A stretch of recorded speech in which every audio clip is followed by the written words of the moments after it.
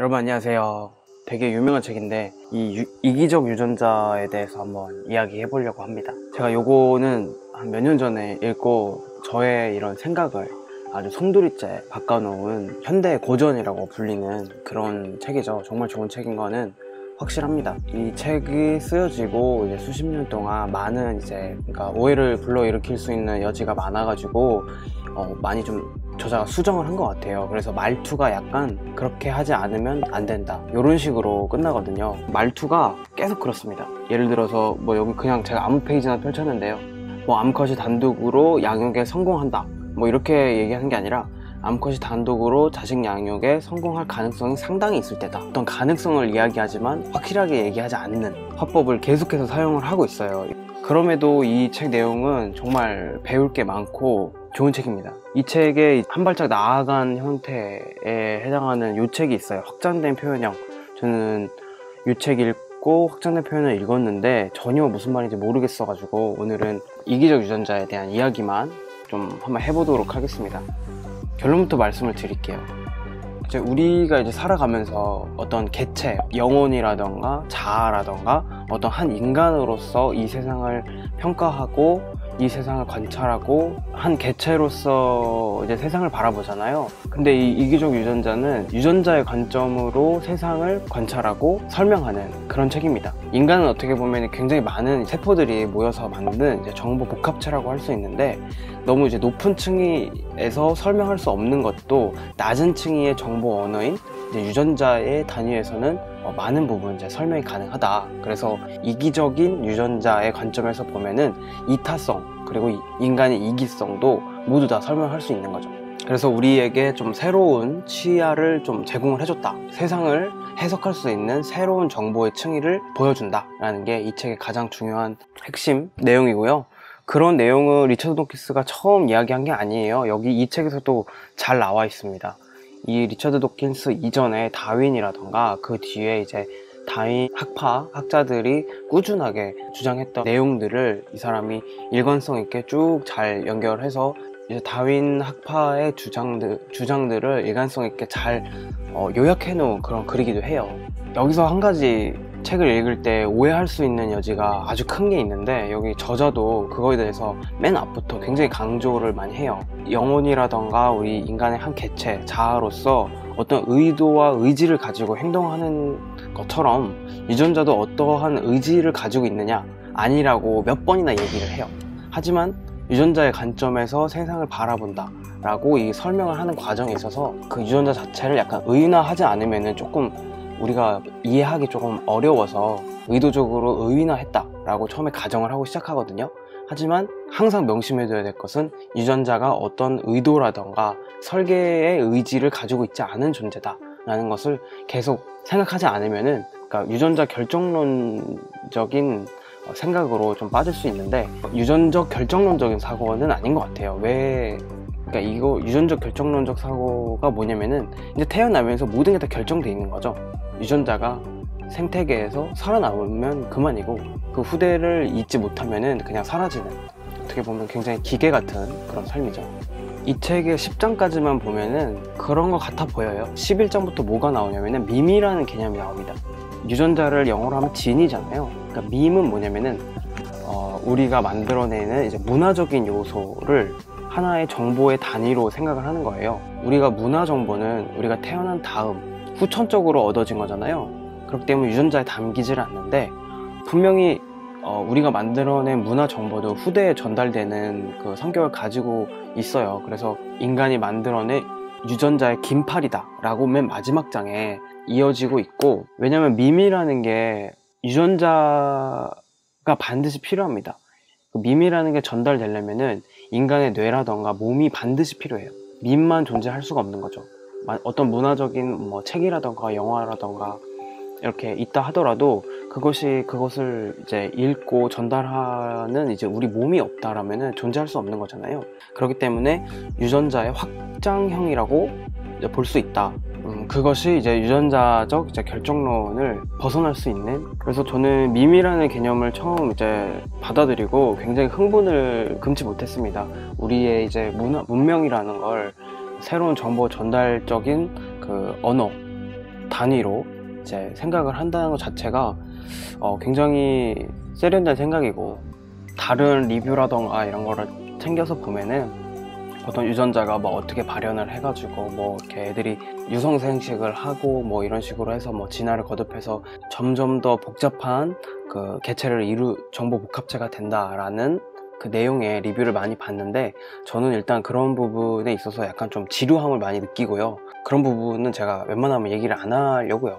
대신에 저는 어떤 식으로 생각을 했냐면은, 무성생식을 하는 단세포, 자기 분열만 가능했던 단세포에서 점점점 이제 정보의 단위가 커지고 다양성도 많이 확보할 수 있는 방식으로 이렇게 점점 진화를 하잖아요, 우리가. 그런 방식이 컴퓨터와 굉장히 유사하다고 저는 생각을 해요. 처음에 이런 펀치카드, 우리가 정보를 이제 전달할 때 예전 컴퓨터는 펀치카드를 이용을 해가지고 컴퓨터에다가 입력을 했죠. 그 다음에는 뭐 플로피 디스크도 나오고 CD도 나오고 USB도 나왔는데, 여기까지는 그 물리적인 형태도 갖추고 있었으면서 그 정보를 이제 주고받는 속도가 굉장히 느렸습니다. 저는 여기까지가 생물이 진화를 해왔을 때 유전자의 관점으로 그 치환될 수 있는 딱 그 한계선인 것 같아요. 그 다음 유전자는 밈이라고 하는 이제 단계가 있잖아요. 그 단계는 제 생각에는 이 USB에서 그 클라우드 드라이버로 넘어가는 그 단계가 아닌가. 물론 클라우드 드라이버도 어떤 물리적인 공간이 분명히 존재를 해야 됩니다. 하지만 우리가 생각하는 클라우드 드라이버의 본질은 그게 아니잖아요. 인터넷상으로 제가 가진 정보를 공유하는 것. 컴퓨터 입장에서 보면은 클라우드 드라이버랑 유전자의 관점에서 그 밈이라는 개념이랑 굉장히 유사하다라는 것을 볼 수 있습니다. 밈이라는 그 정보는 유전자가 전달되려면은 최소 한 20-30년은 걸려요. 한 세대가 30년이라고 봤을 때 다음 세대의 유전자가 전달될 때 30년이 걸리거든요. 그러면은 시대가 뭐 매우 빠르게 변한다면은 적응을 하지 못하고 살아남을 수 없는 그런 확률이 있을 수 있겠죠. 갑자기 뭔가 30년 안에 그 생존할 수 없는 생태계로 변한다면. 하지만 밈이라고 하는 것은 매우 빠르게 변하고 매우 빠르게 변주되고 다양하게 퍼져나갈 수도 있습니다. 정보를 인터넷에 올리는 것을 전반적으로 다 클라우드 서버라고 생각을 할게요. 우리가 정보를 인터넷에 올리잖아요. 그러면은 그 정보들이 서로 연쇄적인 이제 반응을 하게 되죠. 그래서 의도치 않은 새로운 정보를 만들어내기도 하고 매우 빠른 속도로 그것이 복제돼서 퍼지기도 하고, 우리의 유전적 진화 과정과 이제 밈의 탄생과 컴퓨터 안에서 정보가 이동하는 저장 매체에서부터 인터넷의 발견과 클라우드에 우리가 정보를 올리는 것처럼 매우 유사한 구조를 가지고 있다라는 거죠. 여기까지가 이제 책의 내용입니다. 한 가지 조금 더 이야기하고 싶은 게 뭐냐면은 어떤 정보의 이제 방향성이라는 거예요. 유전자도 그렇고 밈도 그렇고 컴퓨터에 있는 데이터도 보면은 어떤 성질을 가지고 있냐면은 점점점 정보의 단위가 커지고 있어요. 많은 정보들이 결합된 형태로 나타나고 있다는 거죠. 그래서 더 많은 저장 공간을 필요로 하고, 이제 생명체도 보면은 단세포 생명체도 지금도 존재를 하지만은 계속해서 시간이 지나면서 복합체, 인간이나 포유류 같이 복합체, 유전자 관점에서 봤을 때 인간은 정보 복합체죠. 많은 역할을 하는 뭐 이렇게 뼈라던가 뭐 기관이라던가 뭐 화학 공장이 뭉쳐 있는 이런 내장 기관이라던가 몸의 곳곳 있잖아요. 이것이 다 정보 복합체인데 점점점 큰 단위로 뭉치려고 하는 그런 방향성을 보인다라는 거죠. 특히 인터넷 공간에서도 보면은 점점점 데이터의 양이 늘어나고 있잖아요. 밈의 관점에서 봤을 때도 문화적인 정보의 양이 점점 늘어나고 있는 것도 우리가 확인을 할 수가 있습니다. 정보의 양이 단순히 늘어나는 것뿐만이 아니라 정보가 모여서 어떤 하나의 큰 개념으로 계속 이렇게 테두리를 이뤄서 점점점 큰 하나의 이제 군집이 되고 있는데요. 이런 것을 어떻게 보면 정보의 이제 중앙화, 정보가 이제 하나의 개념으로 점점 이렇게 똘똘 뭉치는 거죠. 이것들이 나중에는 더 큰 덩어리들이 하나로 또 이렇게 뭉치는 거대한 이제 컨셉이 되기도 하고요. 이슈가 뭐냐면은 비트코인이라던가 블록체인 같은 기술들을 보면은 핵심 이슈가 탈중앙화예요.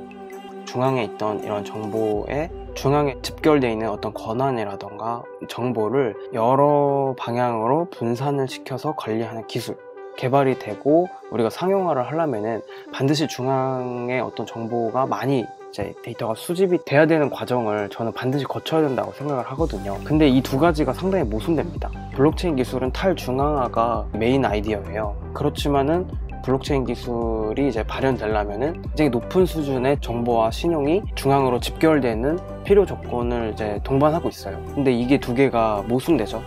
이 기술이 실제로 우리가 사용할 수 있을 정도가 되려면은 이 모순을 반드시 좀 극복을 해야 된다. 그렇다면 이 개념에 모순이 있다 그래서 이것을 폐기해야 되는 것이냐?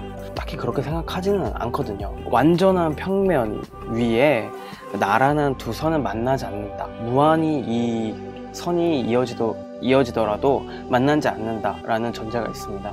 하지만 현실에서 그런 평면은 존재하지 않고 만나지 않는 두 평행선도 실제로는 존재하지 않습니다. 평행한 두 선을 긋더라도 공간을 왜곡하면 두 선을 만나게 할 수 있어요. 유클리드 기하학에서는 이제 모순일지 몰라도 다른 차원에서 해석을 하면은 이것이 말이 되게 할 수가 있는 거죠. 제가 생각했을 때 모순되는 탈중앙화와 중앙집권화 두 개의 개념이 서로 상충된다, 모순된다 라고 생각을 할 수 있지만은 이것이 해결될 수 없다 라고도 생각하지 않아요. 이것을 어떤 식으로 어떤 기술적인 해법으로 풀어나갈지는 기술자분들이 좀 잘 아시겠죠. 블록체인 기술에 대해서도 저는 잘 모르지만은 관심이 많이 있습니다. 그리고 또 한 가지 드는 기술 자체도 정보가 통합되는 속도가 정보를 생산해내는 속도를 넘게 되면은 어떤 일이 발생하냐면은 모든 정보가 만들어지자마자 다 통합되는 거예요. 그럴 때는 모든 사람이 같은 정보를 쥐고 있는 겁니다. 그렇게 됐을 때 어떤 일이 발생할 수 있냐면 인간의 개별성이라는 게 사실 사라지는 거예요. 모두가 다 통합된 클라우드 서버에 있는 정보를 실시간으로 받아볼 수 있는데 그게 제 머릿속에서 정보를 생산하는 속도보다 빨라진다면 제 자아가 동기화되는 거죠.